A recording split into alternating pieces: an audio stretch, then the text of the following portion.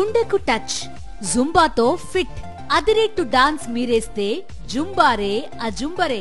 పూర్తి వివరాలకు చదవండి రేపటి సాక్షి దినపత్రిక. టీటీడీ లడ్డూ ప్రసాదం వివాదంలో వాస్తవాలను నిగ్గు తేల్చాలని ప్రధాని మోదీకి వైఎస్ఆర్సీపీ అధినేత వైఎస్ జగన్మోహన్ రెడ్డి లేఖ రాశారు. చంద్రబాబు అసత్య ప్రచారాలు చేస్తున్నారని లేఖలో తెలిపారు. 100 రోజుల పాలనలో వైఫల్యాలను కప్పిపుచ్చుకునేందుకు ఇలాంటి దారుణాలకు చంద్రబాబు పాల్పడుతున్నారని వైఎస్ జగన్ ఆగ్రహాన్ని వ్యక్తం చేశారు. ప్రధానంగా తిరుమల ప్రతిష్టను దెబ్బతీసే విధంగా తప్పుడు ప్రచారాలు చేస్తున్నారని మండిపడ్డారు. రాజకీయ లబ్ధి కోసం తిరుమలను చంద్రబాబు ఉపయోగించుకుంటున్నారని లేఖలో వైఎస్ జగన్ వివరించారు. కోట్లాది మంది భక్తుల మనోభావాలు దెబ్బతీసే విధంగా చంద్రబాబు మాట్లాడారని లేఖలో ప్రధాని మోదీకి వైఎస్ జగన్ వివరించారు. సున్నితమైన అంశాన్ని రాజకీయ అవసరాల కోసం వాడుకున్నారని మండిపడ్డారు. టీటీడీ ప్రతిష్టను దిగజార్చిన చంద్రబాబుకు బుద్ధి చెప్పాలని కోరారు. లడ్డూ వివాదంలో వాస్తవాలు ప్రపంచానికి తెలియాలన్నారు వైఎస్ జగన్.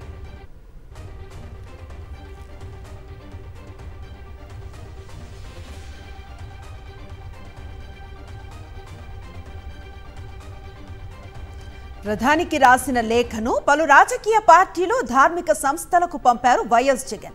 పవిత్ర లడ్డూ ప్రసాదాన్ని చంద్రబాబు తన కుట్ర రాజకీయాలకు వాడుకోవటంపై లేఖలో మండిపడ్డారు. జాతీయ మీడియాతో పాటు ధార్మిక సంస్థలు, ప్రముఖ రాజకీయ పార్టీలకు ట్యాగ్ చేశారు. టీటీడీతో పాటు పూరి జగన్నాథ ఆలయం, కాశీ విశ్వనాథ ఆలయం, షిరిడి సాయిబాబా, యోగిశ్రీ రామ్దేవ్ శృంగేరి పీఠం, ఓంకారేశ్వర ఆలయం, ద్వారకా ఆలయం, కంచిమఠం, మురుగన్ ఆలయం, ఇస్కాన్, బ్రహ్మకుమారీస్, చిన్మయి మిషన్, ఇతర ధార్మిక సంస్థలకు ఈ లేఖలను ట్యాగ్ చేశారు.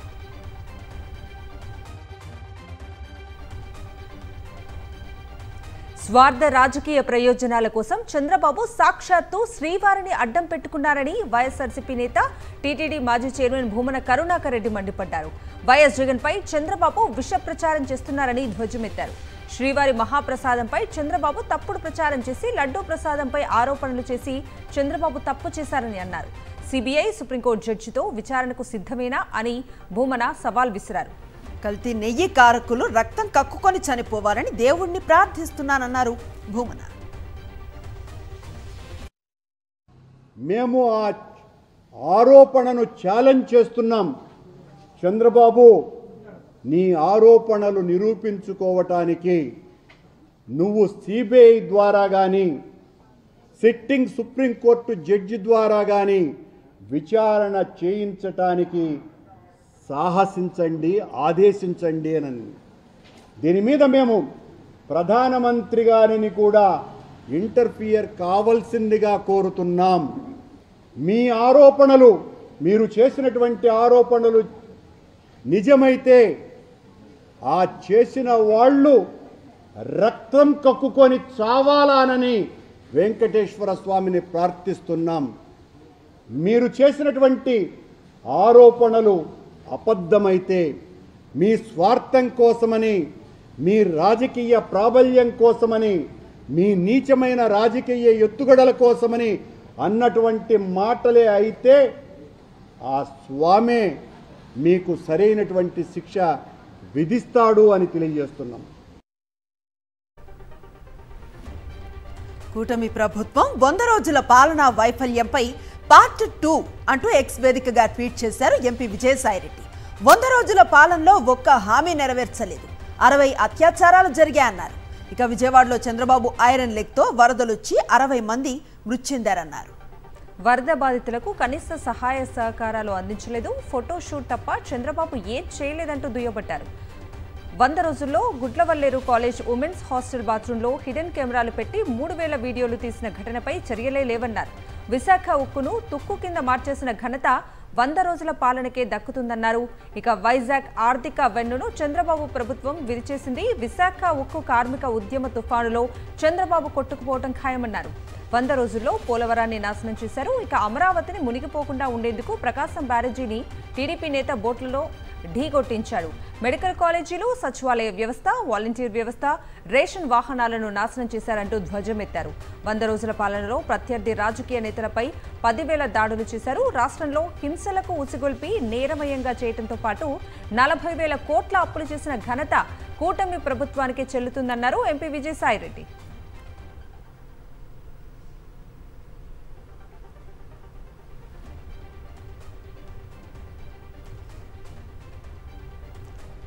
కూటమి ప్రభుత్వ వైఫల్యాలను తప్పించుకోవటానికే చంద్రబాబు డైవర్షన్ పాలిటిక్స్ చేస్తున్నారని వైఎస్ఆర్సీపీ నేతలు ధ్వజమెత్తారు. ప్రజల దృష్టి మళ్లించేందుకే లడ్డూ వివాదాన్ని తెరపైకి తెచ్చారని విమర్శించారు. రాజకీయ లబ్ధి కోసం చంద్రబాబు వెంకటేశ్వర స్వామిని కూడా వదలటం లేదన్నారు. అన్యాయం చేస్తున్నారు, అక్రమం చేస్తున్నారు, ప్రతిఫలం అనుభవించక తప్పదు. భగవంతుని అడ్డం పెట్టుకుని రాజకీయం చేసే నీచ సంస్కృతి చంద్రబాబుకు అలవాటే. సొంత మామనే తెలుగుదేశం పార్టీ స్థాపించినటువంటి వ్యక్తినే కసక్కన పొడిసి అధికారం కోసం కసక్కన పొడిసినటువంటి మహానుభావుడు దేవుడినైనా అడ్డం పెట్టుకుంటాడు, ఎన్టీ రామారావునైనా పొడుస్తాడు, దెయ్యాన్నైనా పొడుస్తాడు. పదవి కోసం, పవర్ కోసం, శత్రువుల మీద, రాజకీయ శత్రువుల మీద కక్ష తీర్చుకోవడం కోసం ఏ పనైనా చేసే స్వభావం కలిగిన వ్యక్తి నారా చంద్రబాబు నాయుడు. ఇది గమనించాలని కూడా ఈ సందర్భంగా నేను చెప్పదలుచుకున్నాను. ఇది రాజకీయం కోసం తిరుమల కొండను వాడుకోవడం కదా, వినియోగించని నెయ్యని అందులో వినియోగించినట్లుగా సాక్షాత్తు ఒక ముఖ్యమంత్రి బాధ్యత రాహిత్యంతో భక్తుల మనోభావాల మీద అత్యంత భయంకరమైనటువంటి నింద వేశాడు. దానిలో యానిమల్ ఫ్యాట్ ఉందని, ఫిష్ మీల్ ఉందని, ఫిష్కి సంబంధించిన ఆయిల్ ఉందని, ముందు రోజేమో 23వ తారీఖున ఈవో గారు అంటారు. ఈవో గారు ఏమన్నారు? వనస్పతి ఉందన్నారు. మరలా ముఖ్యమంత్రి గారు లైన్లోకి వచ్చిన తర్వాత ఈవో గారు మాట మార్చారు. దానిలో మళ్ళీ జంతువుకు సంబంధించినటువంటి కలేబరాల ఆయిల్ ఉందనేటువంటి ఎంత భయంకరమైన మాట అండి ఇది. తన 100 రోజుల పరిపాలనలో వరదలు, ఆడపిల్లల మీద రేపులు, వైఎస్ఆర్సీపీ వాళ్ళని మర్డర్ చేయటం, నరికి చంపటం, వాళ్ళ మీద తప్పుడు కేసులు పెట్టి ప్రజలకు ఇచ్చిన ఏ హామీ నెరవేర్చలేదు. కాబట్టి ప్రజల్లో తనకొస్తున్న చెడ్డ పేరుని డైవర్ట్ చేయడానికి డైవర్షన్ పాలిటిక్స్లో ఈరోజు వెంకటేశ్వర స్వామిని కూడా చంద్రబాబు నాయుడు గారు వదలలేదనేది మనకు స్పష్టంగా కనిపిస్తోంది. ఎందుకంటే ఆయనకి ఎప్పుడూ అలవాటు, ఎప్పుడెప్పుడు ఆయనకి చెడ్డ పేరు వస్తుందో అప్పుడు ఏదో ఒక ఇష్యూని ఆయనే క్రియేట్ చేస్తాడు. దాన్ని తన వర్గీయులతో పబ్లిసిటీ చేయటం, దాని మీద డిస్కషన్లు చేసి ఎదుటి వాళ్ళ మీద నిందలు వేయటం ఆయనకు అలవాటే. డైవర్షన్ పాలిటిక్స్కి ఆయనే మారుపేరు. ఆంధ్రప్రదేశ్ రాష్ట్రంలో టీడీపీ ప్రభుత్వం, కూటమి ప్రభుత్వం జీరో అయిపోయినారు. కాబట్టి ఈరోజు కేవలం బురద చెల్లాలి జగన్మోహన్ రెడ్డి గారి పైన, అలాగే వైఎస్ఆర్సీపీ పార్టీ పైన బురద చెల్లాలి అని ఈ తిరుపతి లడ్డూలో యానిమల్ ఫ్యాట్ ఉంది అనే ప్రకారం ఆయన అందరికీ చెప్పుకుంటున్నారు. అయితే దీంట్లో వాస్తవం అసలే లేదు. తిరుపతి వెంకటరమణ స్వామి పైన ఆయన పేరుతో ఎవరైనా ఇట్లా చెడు రాజకీయాలు చేస్తే నిజంగా వాళ్ళు నాశమైపోతారు. చంద్రబాబు దేవుడితో కూడా ఆటలు ఆడుతున్నారన్నారు లక్ష్మీ పార్వతి. టీటీడీకి వచ్చే నెయ్యిని టెస్ట్ చేశాకే అనుమతి ఇస్తారని, కొద్దిగా కల్తీ ఉన్నా వెనక్కి పంపుతారని తెలిపారు. నెయ్యిలో కల్తీ ఉందని నిర్ధారిస్తే లడ్డూ తయారీలో అస్సలు వాడరని చెప్పుకొచ్చారు. ఇది 100 ఏళ్లుగా ఆనవాయితీగా వస్తోందన్నారు. చంద్రబాబు హయాంలో నెయ్యిలో కల్తీ జరిగితే జగన్పై నింద వేస్తున్నారని, ఇంత దుర్మార్గమైన నీచమైన సీఎంను ఎక్కడా చూడలేదు అన్నారామె. కానీ దుర్మార్గుడు ఈరోజు దేవుడితో ఆటలాడుతూ ఉన్నాడు.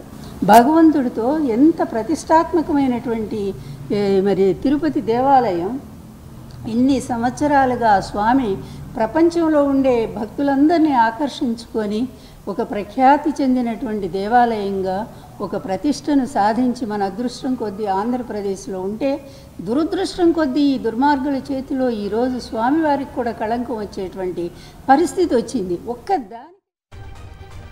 తిరుమల లడ్డూ వివాదంపై కేంద్ర సంస్థ దర్యాప్తుకు సీఎం చంద్రబాబు భయపడ్డారా?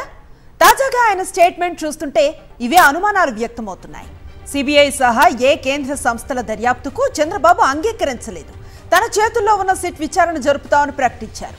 సిబిఐ లేదా న్యాయ విచారణకు భూమన కరుణాకర్ రెడ్డి ఛాలెంజ్ చేయగా, అటు విహెచ్పి, పలు ధార్మిక సంస్థలు కూడా సిబిఐ లేదా కేంద్ర విచారణ జరిపించాలని డిమాండ్ చేశాయి.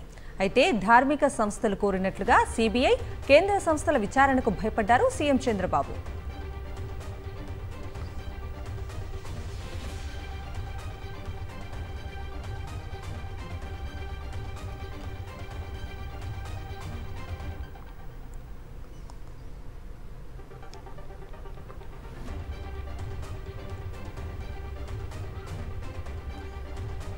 ధార్మిక సంస్థలు కోరాయి, సిబిఐ కేంద్ర సంస్థలు విచారణకు డిమాండ్ చేశారు. అయినా సరే చంద్రబాబు దీనికి సుముఖతను వ్యక్తం చేయని పరిస్థితి. తిరుమల లడ్డూ వివాదంపై కేంద్ర సంస్థ దర్యాప్తుకు సీఎం చంద్రబాబు భయపడ్డారా అనే సంకేతాన్ని ఇచ్చేగా ఆయన చర్యలు కనిపిస్తున్నాయి. పూర్తి సమాచారాన్ని మా కరెస్పాండెంట్ సతీష్ అందిస్తారు. సతీష్,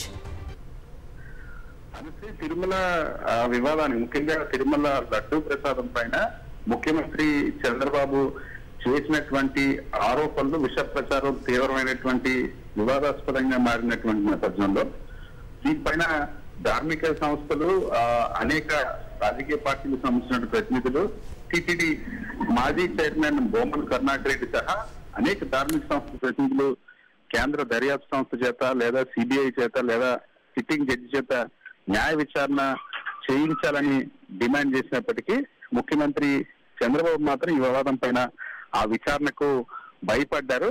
ఈరోజు కొద్దిసేపటి క్రితం వరకు కూడా సుదీర్ఘంగా తిరుమలకు సంబంధించినటువంటి అంశం పైన ప్రెస్ మీట్ పెట్టినటువంటి చంద్రబాబు అందులో విచారణకు సంబంధించి ఐజీ స్థాయి అధికారితో సిట్టు ఏర్పాటు చేసి విచారణ జరుపుతామని ప్రకటించారు. ఐజీ స్థాయి అంటే తన చేతిలో ఉన్నటువంటి అధికారి చేత తను ఇచ్చినటువంటి డైరెక్షన్ లో తను చెప్పిన విధంగా చేసేటువంటి అధికారులతో విచారణకు ఆదేశిస్తారన్న విషయం అయితే సుస్పష్టమైంది. కానీ స్వయంగా ఈ రోజు టిటిడి మాజీ చైర్మన్ బొమ్మన కరుణాకర్ రెడ్డి ఛాలెంజ్ చేశారు నేరుగా ముఖ్యమంత్రి చంద్రబాబుకి.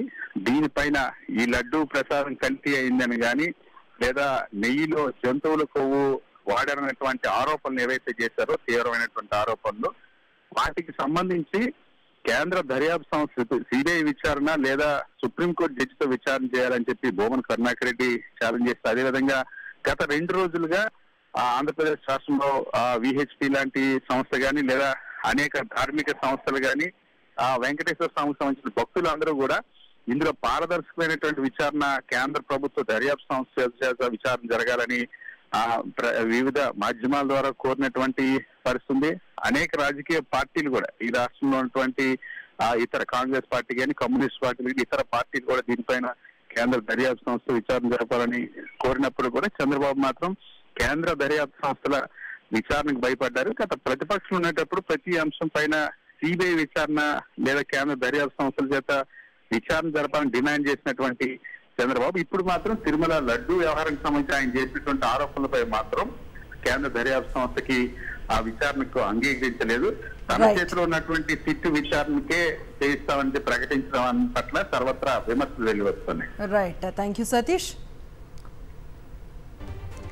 కూటమి అధికారంలోకి వచ్చినప్పటి నుంచి దాడులు, దౌర్జన్యాలు పెరిగిపోయాయి. కక్ష సాధింపు చర్యలకు పాల్పడుతున్నారు. తాడేపల్లి వైఎస్ఆర్సీపీ కార్యాలయంపై దాడికి యత్నించారు బీజేవైఎం కార్యకర్తలు. రాళ్లు, రంగు డబ్బాలు విసిరేశారు. వైఎస్ఆర్సీపీ కార్యాలయంలోకి చొచ్చుకెళ్లే ప్రయత్నం చేశారు. అడ్డుకున్న పోలీసులు సెక్యూరిటీ పైన దాడికి యత్నించారు. బీజేవైఎం కార్యకర్తలు పార్టీ ఆఫీసులోని సెక్యూరిటీ సిబ్బంది గదిని ధ్వంసం చేశారు. తాడేపల్లిలో వైఎస్ఆర్సీపీ ప్రధాన కార్యాలయంపై దాడిని మాజీ మంత్రి అంబటి రాంబాబు, పార్టీ నేతలు తీవ్రంగా ఖండించారు. బీజేవైఎం కార్యకర్తలు దాడికి ప్రయత్నించి ఇష్టానుసారం మాట్లాడారని మండిపడ్డారు. ఇది దురదృష్టకరమైన పరిణామమని, దీనిని ప్రజాస్వామ్యవాదులందరూ ఖండించాల్సిన అవసరం ఉందన్నారు వైసీపీ నేతలు.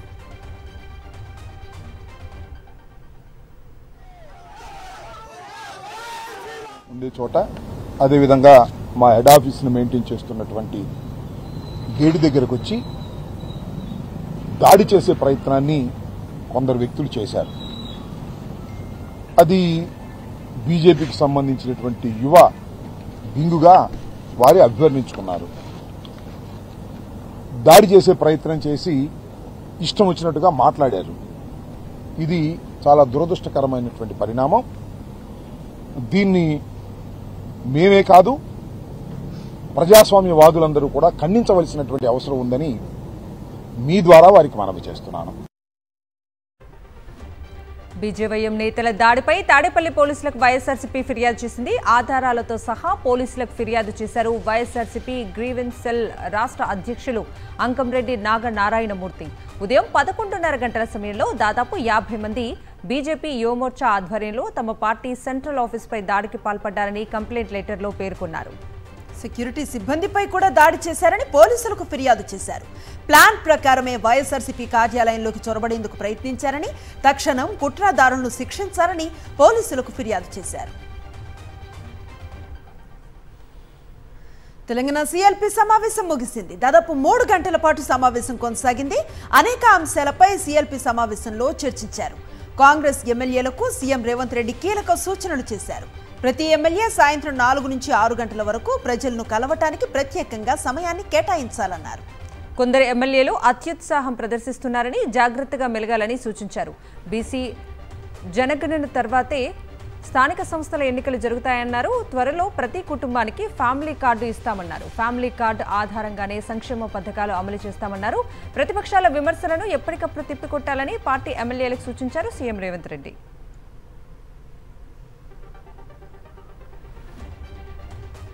మంత్రి పొంగులేటి శ్రీనివాసరెడ్డి, మాజీ మంత్రి కేటీఆర్ మధ్య మాటల యుద్ధం నడుస్తోంది. నిన్న పొంగులేటి విసిరిన సవాల్ను స్వీకరించారు కేటీఆర్.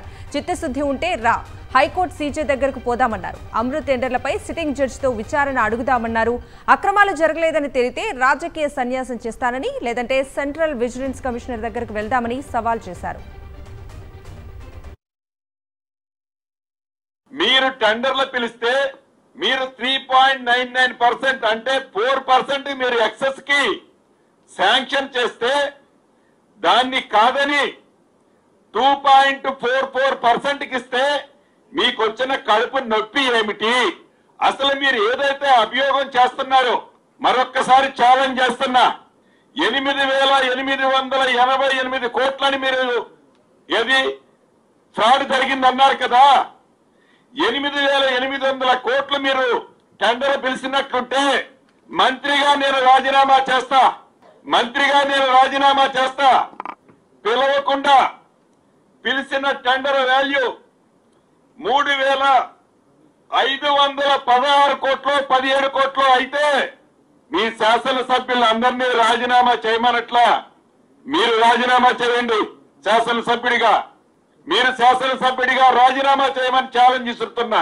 నిజంగా మంత్రికి చిత్తశుద్ధి ఉంటే నేను రాజీనామా చేస్తా అని హుంకారాలు చేస్తున్నాడు. నేను చూసిన మంత్రి గారు, నేను అడుగుతా ఉన్నా, నిజంగా నీకు చిత్తశుద్ధి ఉంటే నువ్వు రా, నేను ఇద్దరం కలిసి హైకోర్టు సీజే దగ్గర పోదాం.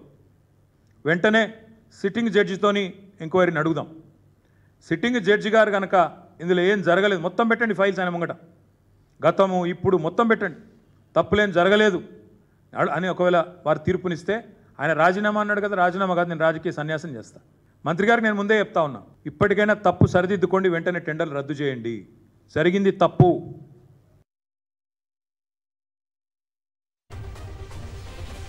హైదరాబాద్లో హైడ్రా మరింత దూకుడును పెంచింది. అక్రమార్కుల గుండెల్లో రైళ్లను పరిగెత్తిస్తోంది. కుకట్పల్లి, అమీన్పూర్ చెరువుల్లో అక్రమ నిర్మాణాలను నేలమట్టం చేశారు హైడ్రా అధికారులు. 16 కమర్షియల్ షెడ్లను నేలమట్టం చేశారు. బఫర్, ఎఫ్టీఎల్ జోన్లలో జన నివాసం ఉంటున్న భవనాలను వదిలేసి వాణిజ్య అవసరాలకు వినియోగిస్తున్న నిర్మాణాలను కూల్చివేశారు. యజమానులు రోధిస్తూ వేడుకున్న అధికారులు ఏమాత్రం వెనక్కి తగ్గకుండా కూల్చివేతలు కొనసాగించారు. అమీన్పూర్ పరిధిలోని పటేల్ గూడలోనూ అక్రమ నిర్మాణాలను కూల్చేశారు హైడ్రా అధికారులు. సర్వే నెంబర్ 6, సర్వే నెంబర్ 12లో ఉన్న ప్రభుత్వ స్థలంలోని నిర్మాణాలను నేలమట్టం చేశారు. బీఆర్ఎస్ నేత బిల్డర్ చంద్రశేఖర్కు చెందిన కట్టడాలను కూడా కూల్చేశారు. కోర్టు నోటీసులు ఉన్నా పట్టింపు లేదా అంటూ చంద్రశేఖర్ అధికారులను అడ్డుకున్నారు. అయినప్పటికీ కూల్చివేతలను అధికారులు కొనసాగించారు.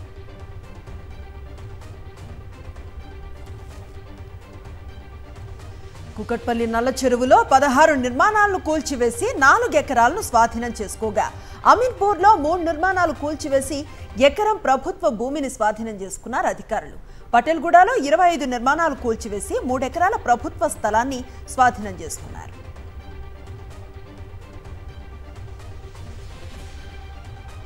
అంతర్జాతీయ వివరాలకు వెళదాం. భారత ప్రధాని మోదీ అమెరికా పర్యటనలో భాగంగా న్యూయార్క్లో Modi and US progress together కార్యక్రమాన్ని ఏర్పాటు చేశారు. ఈ ఈవెంట్కు Indo American community of USA IACU పెద్ద ఎత్తున ఏర్పాట్లు చేసింది. ఈ కార్యక్రమానికి 14,000 మందికి పైగా తరలివచ్చారు. ఈ సందర్భంగా ప్రవాస భారతీయులు వివిధ సాంస్కృతిక కార్యక్రమాలతో అలరిస్తున్నారు. ఇక ఈ ఈవెంట్ని చూడటానికి ఎంతో ఉత్సాహంగా ఉన్నామంటూ ప్రవాసులు ఆనందం వ్యక్తం చేస్తున్నారు. మరిన్ని వివరాలు న్యూయార్క్ నుంచి మా ప్రతినిధి సింహ అందిస్తారు.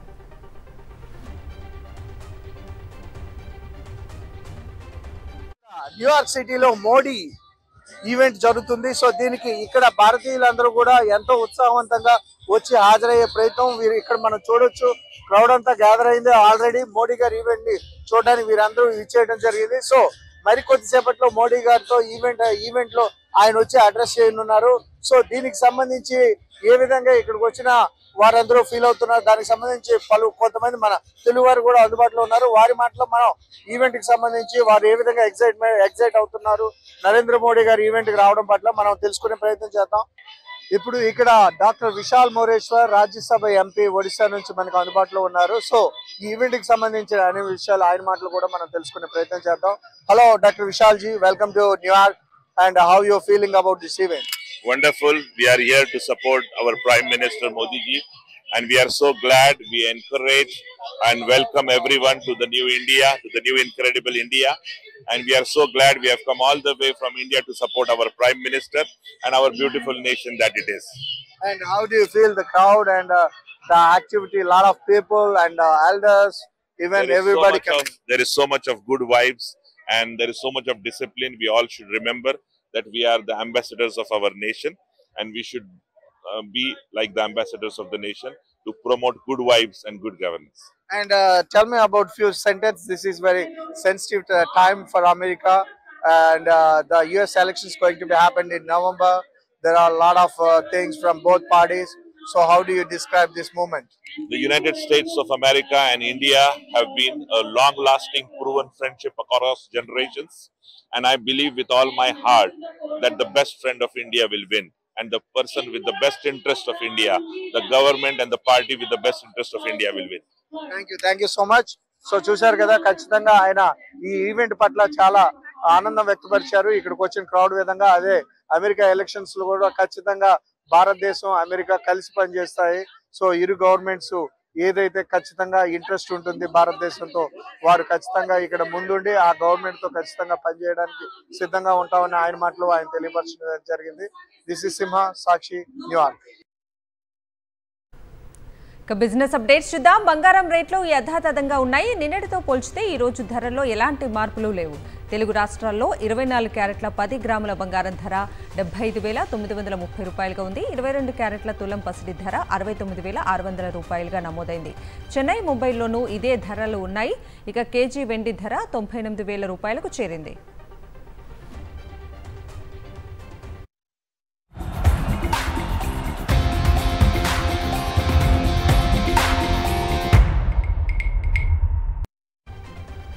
బంగ్లాదేశ్తో జరుగుతున్న 2 టెస్టుల సిరీస్లో భారత్ బోణి కొట్టింది.